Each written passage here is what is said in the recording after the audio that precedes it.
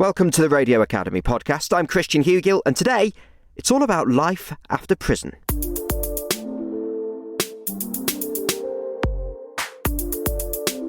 Hi, I'm Zach. And I'm Jules, and welcome to our brand new podcast from National Prison Radio, Life After Prison, and this is The Sit Down. Yes, in The Sit Down, we speak to people who have been to prison or whose lives have been affected by the criminal justice system.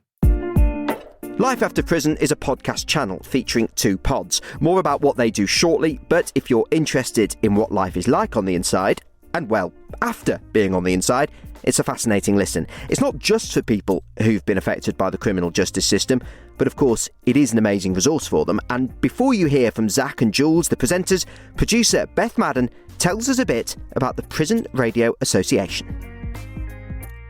The Prison Radio Association is a production company. It was established back in 2006 and it started in Brixton Prison, and it was set up with a radio station called Electric Radio Brixton, and it was created as a way to give people in prisons just a little bit of company, the same thing that radio does for people on the outside that we all know and love, but for people on the inside, and something specific to them as well. So like local broadcasting, but in prisons.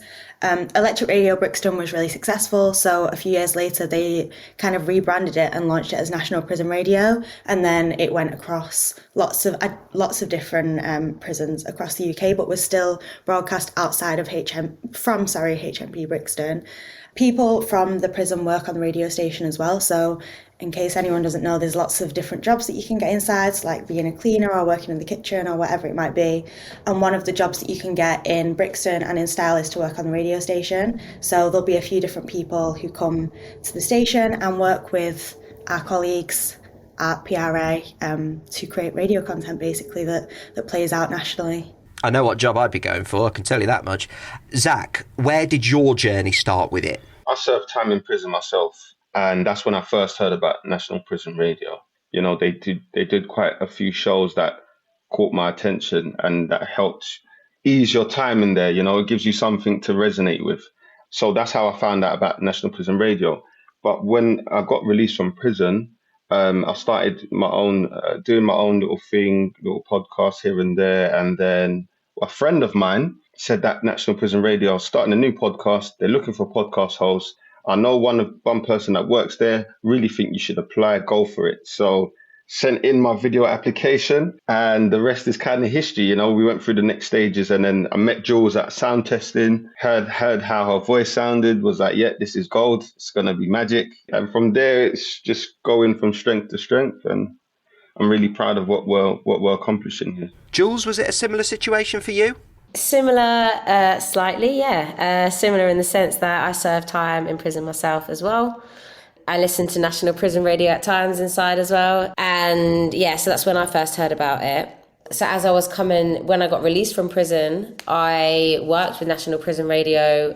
Before the podcast, I did some workouts on the radio for the guys and the women and the men inside, because I got all my fitness qualifications when I was inside. So I kind of had that passion to try and help other people through fitness. So yeah, I did a few workouts on the radio station, and then I did some workout videos, which people can actually watch inside now. So certain prisons have the access to watch the videos.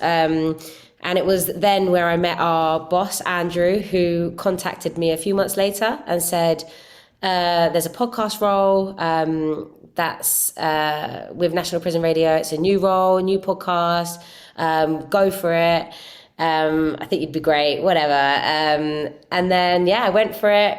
That's where I met Zach at the sound testing as well. And yeah, we're both here now, the podcast presenters. There are many routes into radio.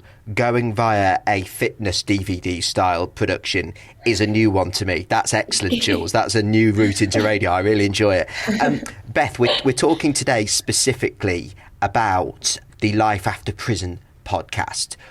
Where did that idea come from in the first place, and what did you want to do and achieve with this podcast?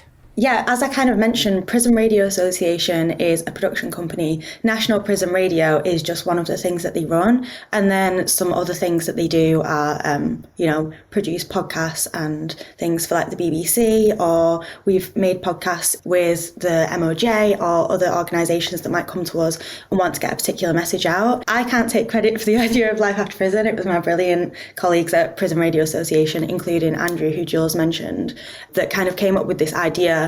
And I think a lot of it was born, as many things have been recently, out of the pandemic.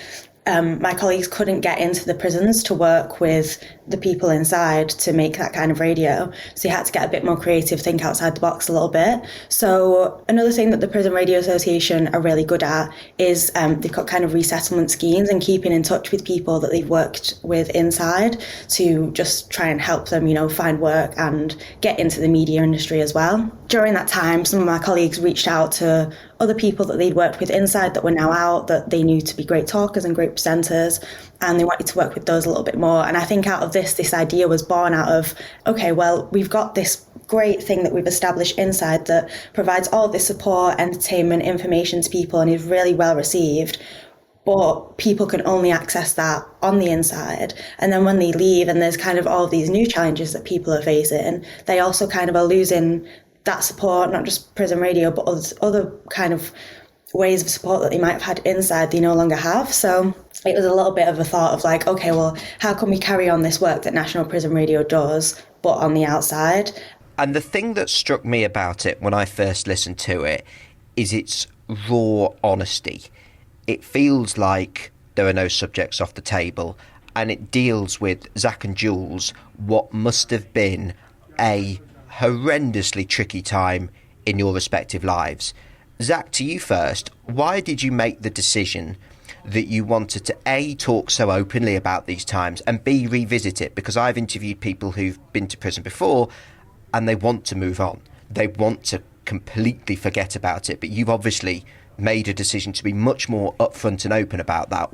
Why was that? If you've been in a situation like being to prison, going to prison and experiencing what that's like, you really want to help other people who've been in that situation. You have to be able to speak openly and honestly about your own experiences in order for them to understand and for them to understand that you've been there too. I can't be like, the phrase preaching to the choir if I can't share my own experiences, if they don't understand that I'm relatable, if they don't understand that I've been there too. So that's why I share openly, and I feel like that way that you build that connection and you build that authenticity. And the second reason that I share openly, or I'm happy to speak about, if we're able to make someone else's journey of their life after prison a bit easier, a bit smoother, show them something that can change their whole outlook or perspective on things, and therefore their journey is smoother and easier, why not? Just helping, even if it's one person, you've made a difference to someone's lives, and that can have a massive effect on their family and their loved ones and their future. So that's, in a nutshell, that's why I'm more than happy to be part of this. It's hugely admirable. Jules, what about yourself? Yeah, I think me and myself and Zach have quite similar views on why we're doing it. It's when you do come out of prison, you don't realise, I didn't realise that there would be struggles that I'd be facing and what they would be. Because it was the unknown, I wasn't prepared for it. I didn't know that they were going to happen. So, going through life after prison myself, I realised there were struggles, things that I couldn't relate to other people about, things that I couldn't talk to my friends about or colleagues at work or my family about. And you start to kind of have this alone feeling, or who can I talk to about this, or who am I going to with this? It's a massive reason is to kind of bridge that feeling of not being alone. There are other people out there going through this similar thing. There are certain situations that people go through in life that are quite relatable, and you can go to, group sessions, or you can talk to people about with a certain situation. But when it comes to prison, it's a little bit harder. Well, I found it harder. So it's to kind of allow people to not feel alone with their feelings, and these feelings are normal for family and friends that are going through a criminal justice issue or something to do with the criminal justice system or prison, that they're not alone too. There are other families, other friends going through it. So mainly for that, and also to help break stigma. There are certain stigmas around prison, and I get it, I understand it completely. But I'm somebody that has been to prison, so I'm put in that category. And it's to try and kind of help the word around prison, and also for myself, it's helped me massively, and I'm sure it's helped Zach as well, just emotionally and mentally, through our own situation, being able to share and being able to not have as much judgment. It's funny you should say that, because there was one particular episode, a lot of it's really practical advice, like managing money when you get out of prison, accessing mental health support. But then I also noticed there was one episode that I think particularly resonated with me, where you guys were just having a really open conversation about the feelings when you'd been sentenced. And I just thought, I've never heard anything like this before. Beth, it's quite unique, this, isn't it? I mean, you'll correct me if I'm wrong. I don't remember hearing quite that raw, honest conversation from people who've been in situations like Zach and Jules have before, in audio, on the radio. No, yeah, that's kind of the idea behind it. I mean, so just to say as well, just to make it clear, we've got kind of two different podcasts under the Life After Prison brand. So we've got one called Getting Out, which is the episodes of really practical advice there that you just mentioned. So we've got an episode on money that's coming out soon. We've got an episode on mental health. We've got an episode on housing, and they're kind of shorter form. Each one we have a guest from a different organisation or charity who can give people who've recently come out really practical advice around that topic. And then the other one is called The Sit Down, and that's kind of long form, more traditional podcast, just really honest and open conversations with people whose lives have been affected by the criminal justice system in some way. Either they've been inside themselves or they've got family inside. And that episode that you spoke about, that was Zach and Jules' episode of The Sit Down, which we thought was just an important thing to do as a bit of an introduction, because Zach and Jules are asking all of these other people to share their stories and open up about their lives. And we also wanted to be able to share a bit of Zach and Jules' story as well, and for people to get to know them. There's a lot of podcasts and things out there about true crime, but they're not necessarily for people who have been inside themselves, or definitely not speaking from the perspectives of people who've been inside themselves. Zach and Jules, maybe you can give a bit more of an opinion about that. Yeah, so I feel like what we're doing is groundbreaking. I know that sounds like cliche, or like, oh yeah, you're part of it, so you're going to say that, but like, I honestly believe it, and Jules can clarify. I've always said that this is going to be something quite big or very impactful, because it's by people who've been inside, for people who have been inside.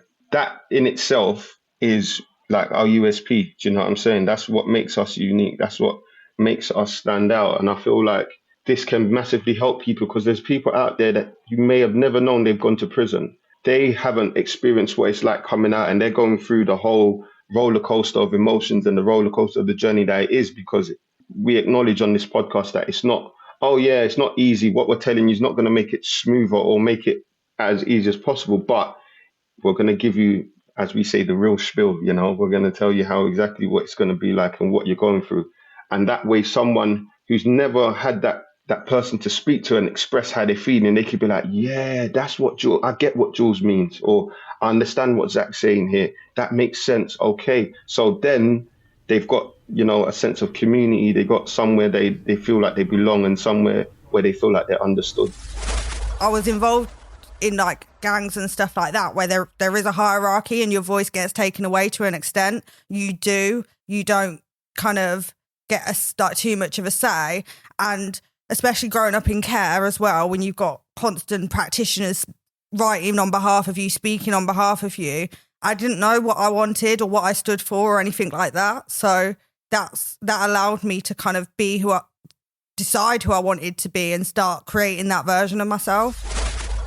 The two podcasts hopefully bring a different sort of emotional help and like practical help. For example, like when I got out, there was things that I dealt with emotionally and things that I was just like, okay, how do I do this? Like, how do I declare my offence?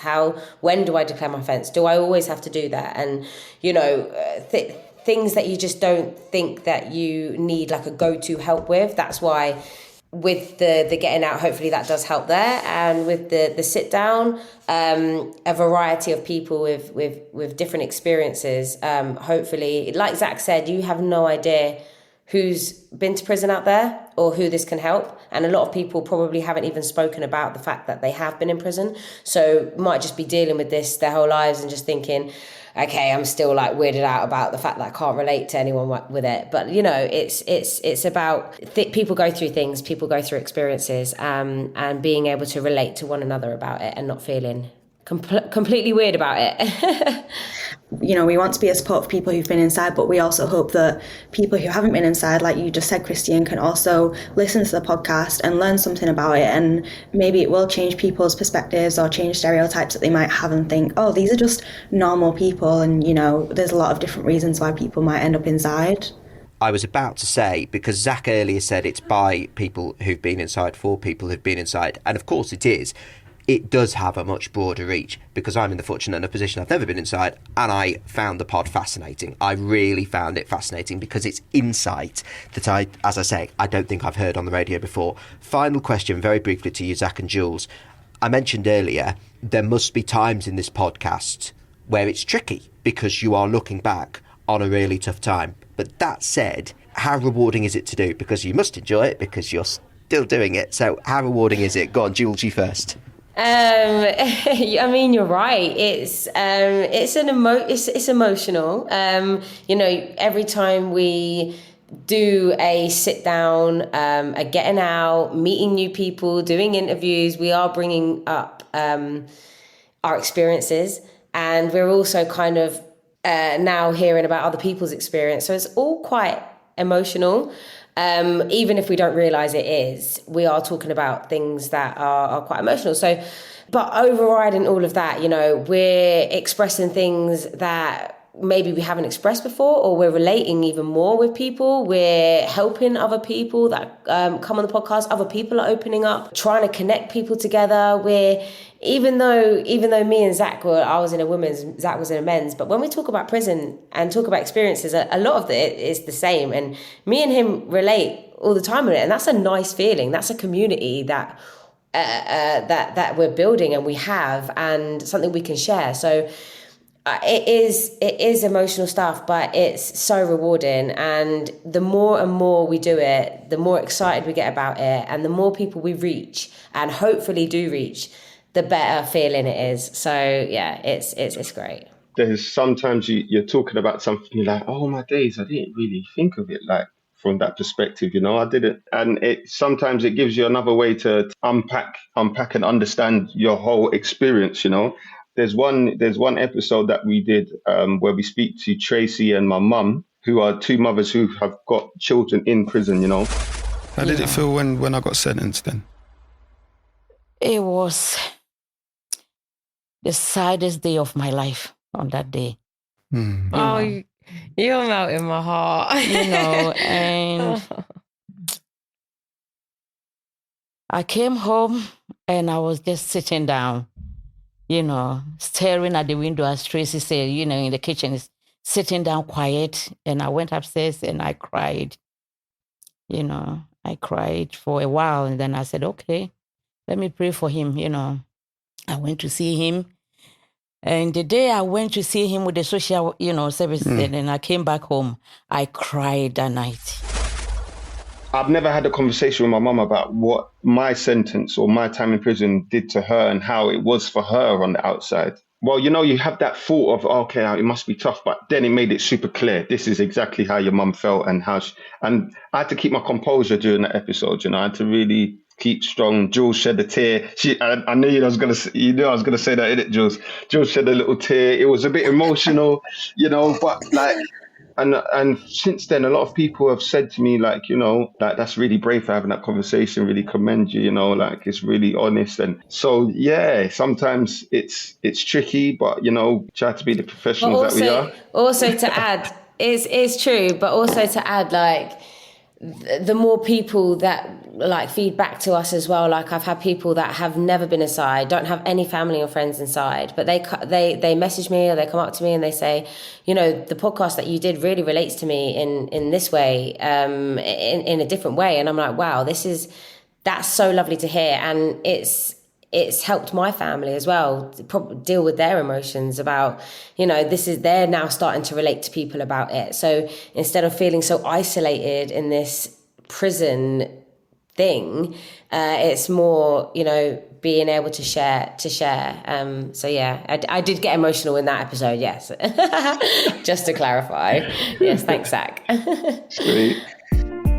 I think that's allowed, don't you? Huge thanks to Beth, Jules and Zach. You probably picked up from the interview how much I enjoy their podcast. It's a masterclass in raw, honest conversation, and also a lesson in having fresh ideas and doing something that hasn't been done before if you're starting a podcast. If you search Life After Prison, wherever you get your podcasts, you can have a listen to. Now, next week, it's my final episode, so I'll introduce you to your new host. I will bow out in style by chatting to the fabulous William Hanson and producer Ben from Help, I Sexted My Boss about the podcast's transition into the TikTok world. I'm looking forward to talking to you for one final time on the Radio Academy podcast then. Bye for now.